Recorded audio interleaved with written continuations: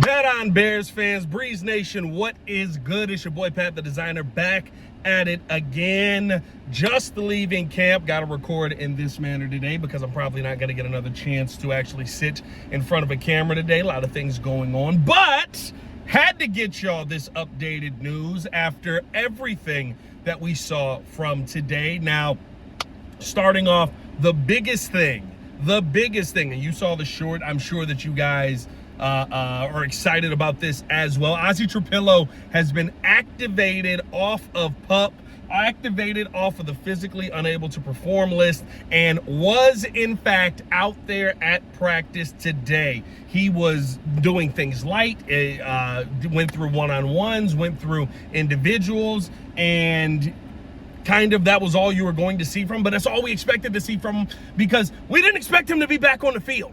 Or I should say there's more than we expected to see from him because we didn't expect him to be back on the field. Like, I am in disbelief that Azie Trapillo is already back out here, already making strides towards returning at some point during the season. Now, what does that mean for him actually coming back early on in the year? I said it in my short. I would still not expect Azie to be back right away, right? I would still say, and Ryan Poles said this when he gave the update on him, that with Azie, you know, there has to be a certain number of padded practices that he goes through before you finally make the decision to put him back out there. But you can't overlook the work that this young man put in. You can't overlook the fact that he has gotten himself back to being able to be on the field. Like, to me, it is unbelievable that we are seeing him with that injury less than, I believe, 7 months from the day that he injured it, or maybe just over 7 months from the day that he injured that patellar tendon. He's back on the field.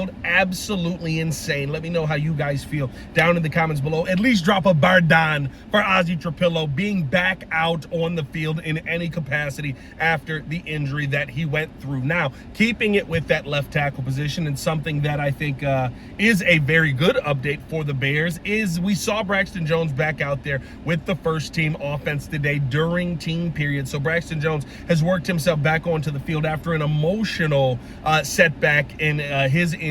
We saw Braxton Jones when he got banged up doing one-on-ones with Austin Booker, and you know, seeing him kind of, you know, the reaction that he had, how he felt like, you know, he was progressing there, and then you have an injury. You didn't know exactly how bad the injury was because you're trying to figure out how much of the situation goes into the emotional reaction that he had, right? Actually winning the job, seeming like he was the best that there was that the Bears were going to be able to select from, and then him going out. But seeing him back on the field today, it was good to see. Looked good. A very, very, very light practice for the Chicago Bears today. No pads on, not even shells on today. Basically t-shirts and shorts. And they went through some team periods, went through some goal line periods, went through some move the ball periods.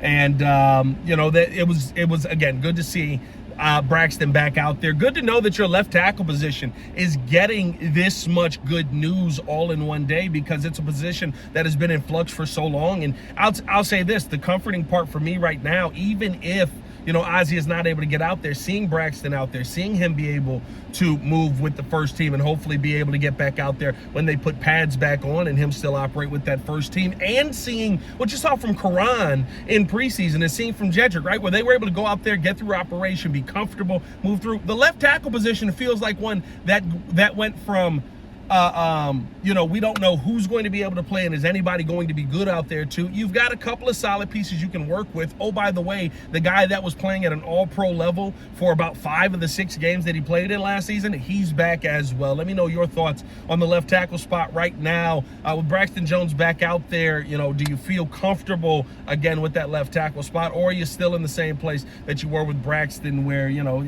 we'll see what the tooth is able to do? Again, let me know how you guys feel down in the comments below about that as well. One more thing to take away from practice, and hit that like button, subscribe to the page, leave a 5-star review. Y'all know what to do.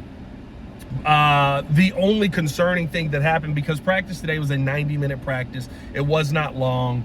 But you saw Kyle Monangai on an outside zone run. He gets chased down by Grady Jarrett. Him and Grady kind of have a little bit of a collision there. I would call it like a very half-hearted tackle, but Kyle tweaked something and it seemed like that right knee was bothering him heavily. He laid on the ground for a while with a trainer until he was eventually pulled up, and he took probably 5 minutes, I'd say, to walk from where we were to about 50 yards to the door. Kept stopping kind of to check the knee, see if he was okay. I don't know if it's going to be something serious for Kyle. It's definitely something to keep an eye on, but the one thing that we do know right now is that that would be a tough loss for your running back room, but not a devastating blow early on here with what you saw from Savon Ahmed and or Savon Ahmed. His name, that L be effing me up, man. My apologies on that. I gotta get it. That L be effing me up. But Savon Ahmed,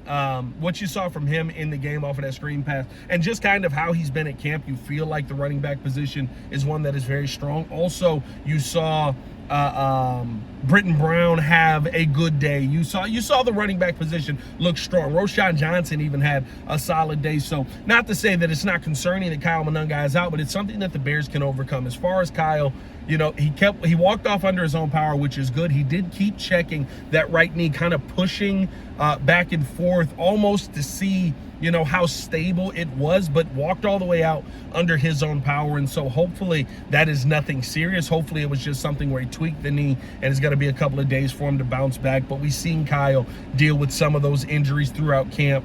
Nothing lingering, everything he's been able to come back from. Hopefully this is that same scenario. And then finally, my takeaways from camp today, like I said, a very light day, small crowd in the building today. Essentially was a closed day. And it was, I mean, I would say a glorified walkthrough. You know what I mean? Not to say that they weren't going, I would say 3/4 speed, full speed in some periods, right? But no pads, no shells. You're kind of just moving through. You're going through the process.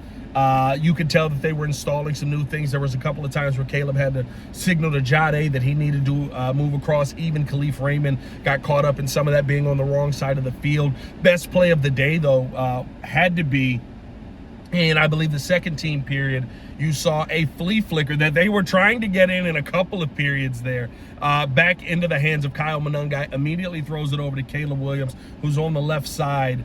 Caleb delivers a deep ball. It was not Caleb's best ball, but it gets into the hands of Roma Dunze because they had numbers on that side. And then they went down into a goal line situation after that, because he catches it at about the 14, I believe he was, when he caught that ball. And Caleb delivers a rocket right past the arm of the DB into the hands of Colston Lovely, who made a crazy one-handed catch to actually bring the football in for the touchdown on that one. So be on the lookout for that play in slow-mo. I'm sure we'll see that on the docket coming up, but nothing crazy to take away from practice today. It was really just so that the first team offense and first team defense could get some work in. We'll be back, of course, next week, as we got to take a look at what we're going to see from practice as the Bears go down to Cincinnati. Nothing on Monday, I don't believe, or nothing open to the media. At least I'm sure they'll have classroom and things like that. And then down to Cincinnati, where we'll see some joint practice this week, and hopefully see